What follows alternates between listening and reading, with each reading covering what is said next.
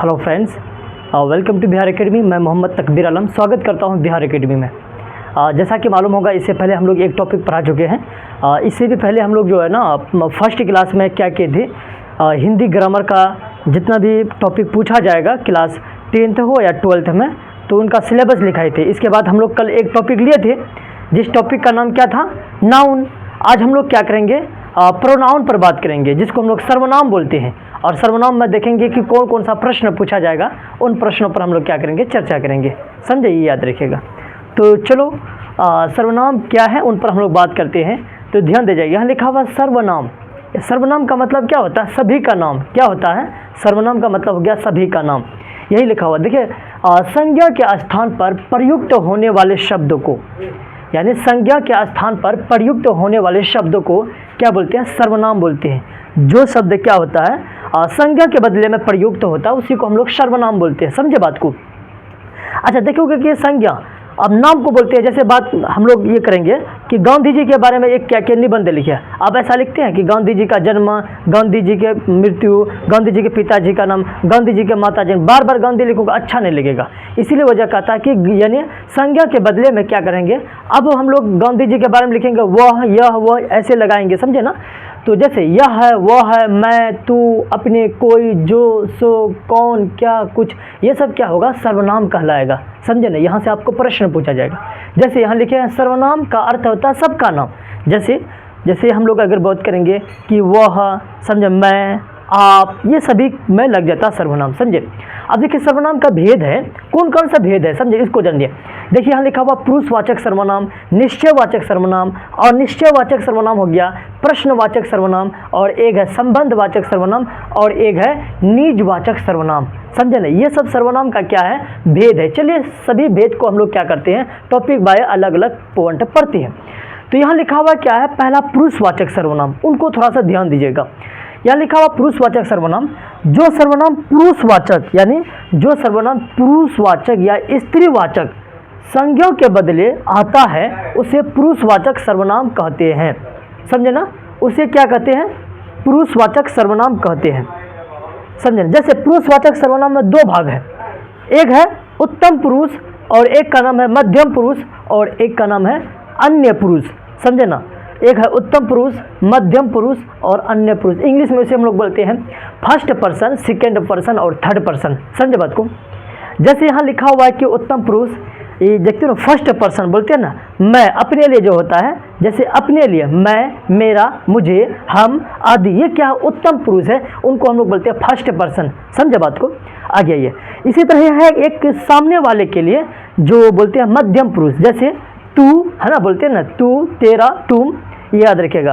आप, ये सामने वाले के लिए होता है। तो अपने लिए क्या होता है, मैं, मेरा। समझे ना, अपने आप। तो यहाँ है क्या चीज़, सामने वाले के लिए तू, तेरा, तुझे, तुम, अपने, ये हो गया मध्यम पुरुष। इसको इंग्लिश में क्या बोलते हैं, सेकेंड पर्सन बोलते हैं। समझे बात को।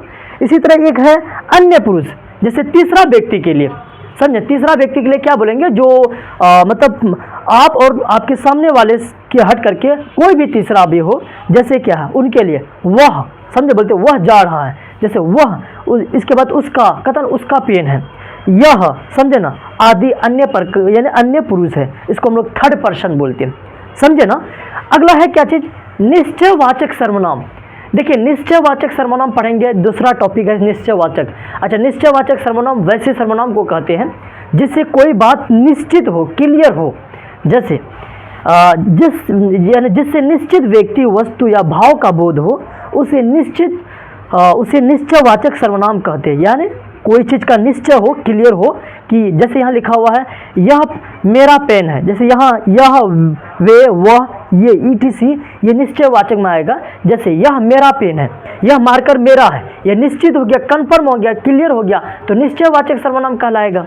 जैसे वह घड़ी खराब है। अच्छा, वह घड़ी, ये घड़ी आपके सामने में जो दीवार में है ना, तो वह घड़ी क्या है, खराब है, निश्चित हो गया, क्लियर हो गया।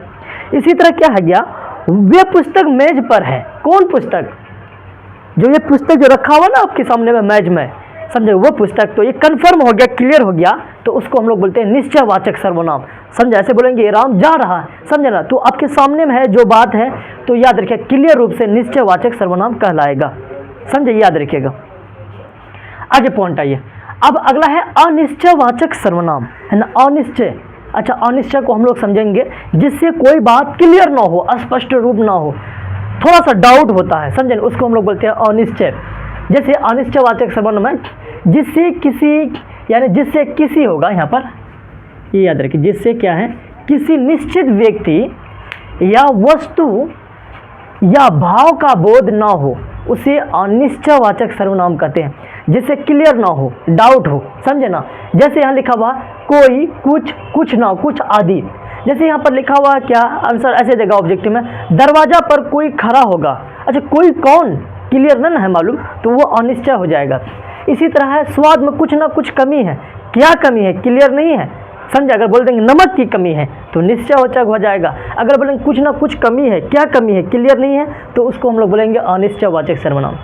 इसी तरह क्या है, कुछ ना कुछ गड़बड़ है, समझे ना, कहता ना इसमें माहौल में कुछ ना कुछ गड़बड़। अच्छा, कुछ ना कुछ गड़बड़ है, क्या गड़बड़ है, कन्फर्म नहीं है ना, तो उनको हम लोग अनिश्चयवाचक कहेंगे। इसी तरह बोलेंगे कोई आ रहा है, कौन आ रहा है मालूम नहीं, तो यह अनिश्चयवाचक सर्वनाम कहलाएगा। क्लियर हो गया।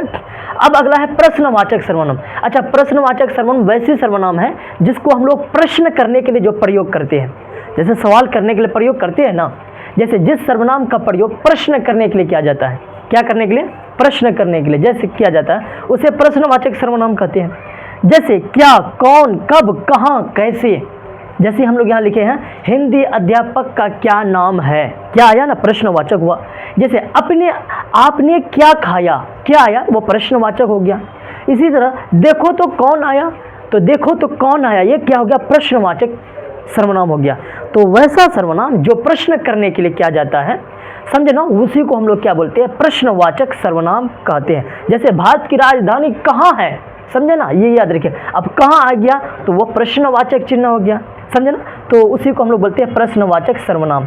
अगला है संबंधवाचक सर्वनाम। अच्छा, संबंध का मतलब क्या होता है, जोड़ा, जो एक सेंटेंस को दूसरे सेंटेंस को जोड़ने का काम करता है, समझे। जैसे हम लोग बोलते हैं जिसकी लाठी उसकी भैंस, समझे ना, जो जैसा करेगा वैसा पाएगा, समझे ना, उसको हम लोग बोलते हैं संबंध।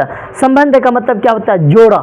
जैसे यहाँ दिया हुआ है, जिस सर्वनाम से वाक्य में आए संज्ञा के साथ संबंध स्थापित किया जाए उसे संबंधवाचक सर्वनाम कहते हैं। संबंध मतलब एक दूसरे से क्या होना चाहिए, संबंध होनी चाहिए। जैसे यहाँ दिया हुआ है जो जैसा, जैसे जो बाहर खड़ा है वह कल भी आया था। देखिए होंगे कभी क्या होता है, लड़ाई होता है, कहता है वही लड़का लड़ाई किया था जो कल आया था, ये आपके सामने में है, तो जो जैसा करेगा वैसा पाएगा, समझे। जिसकी लाठी उसकी भैंस, या जो बाहर खड़ा है वह कल आया था, ये सब आएगा तो उसको हम लोग क्या बोलते हैं, संबंधवाचक सर्वनाम बोलते हैं। मतलब संबंध मतलब समझे बात को, यानी एक दूसरे के क्या होना चाहिए, रिलेशन होना चाहिए, एक सेंटेंस का दूसरा सेंटेंस में रिलेटेड होना चाहिए, समझे, याद रखोगे, तो उसी को हम लोग बोलते हैं संबंधवाचक सर्वनाम बोलते हैं। उसी तरह एक होता है निजवाचक सर्वनाम। निज का मतलब क्या होता है, प्राइवेट, निश्चित, समझे। निज का मतलब अपना, याद, जैसे बोलते हैं निज यानी अपना है, निजी है, तो यही है। जिस सर्वनाम से स्वयं यानी खुद या निजी का बोध हो उसे निजवाचक सर्वनाम कहते हैं। जैसे होगा अपना, अपने, स्वयं, खुद, अपने आप। यहाँ लिखा हुआ मैं अपने आप चला जाऊंगा, मतलब खुद को चले जाऊंगा, तो ये निजवाचक सर्वनाम हुआ। निज का मतलब अपना, ये याद रखिएगा। इसी तरह मैं अपना खाना बना रहा हूँ, खुद।